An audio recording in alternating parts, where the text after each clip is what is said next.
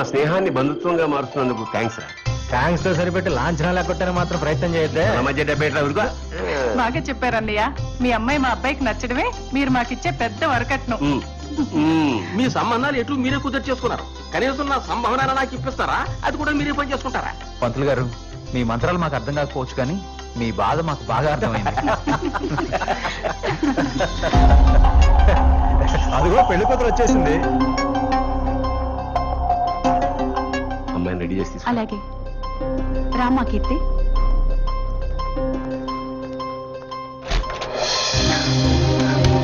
ఏంటమ్మా ఇది?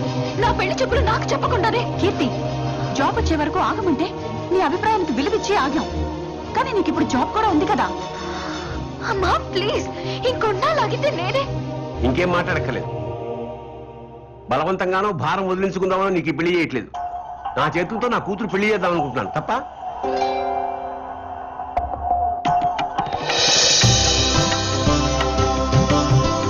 కూర్చోమ్మా.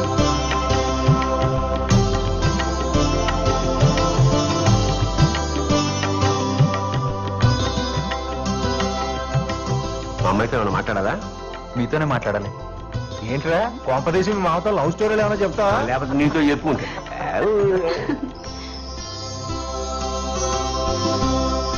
Thanks uncle. థ్యాంక్సా? ఎందుకే? ఇంత అందమైన కూతురు కన్నందుకు మీకు థ్యాంక్స్ చెప్పకపోతే బాగోదు కదా అంకుల్.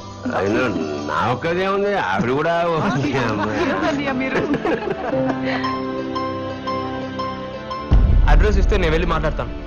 ఎవరితో మాట్లాడుతావు? పెళ్లి కొడుకుతో పెళ్లి క్యాన్సిల్ చేసుకోమని. నారాయణ ప్లీజ్. ప్లీజ్ కీర్తి, నీకేం ప్రాబ్లం లేకుండా మీ పేరెంట్స్ కి తెలియకుండా నేను సాల్వ్ చేస్తాను కదా. ఎలా? నా ఫ్రెండ్ని తీసుకెళ్తాను. గొడవ పెట్టుకోవడానికా? కన్విన్స్ చేయడానికి. కరెక్ట్ పర్సన్ తీసుకెళ్లి సాల్వ్ చేస్తాను. నన్ను నమ్ము. ఎవరిని? కార్తిక్. ఆ రోజు దీపిక బర్త్డే ఫంక్షన్ లో పరిచయం చేశాను. తను ఏమన్నా చేయగలడు. ఏంటి ఆలోచిస్తున్నావు? అడ్రస్ ఇవ్వచ్చు కదా.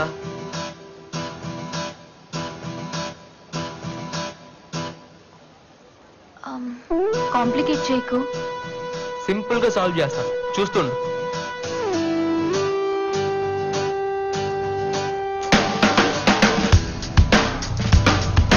ఏంట్రా అన్నా, కీర్తికి ఎంగేజ్మెంట్ అయిందంటన్నా. ఎంగేజ్మెంట్? వాడు సాఫ్ట్వేర్ ఇంజనీర్ అంటన్నా. కీర్తి క్యాన్సిల్ చేయించమని నాతో చెప్పింది. నువ్వే ఏదో చేయాలన్నా. సరే, నువ్వు కంగారు పడకు. కూల్, నేను చూసుకుంటాను.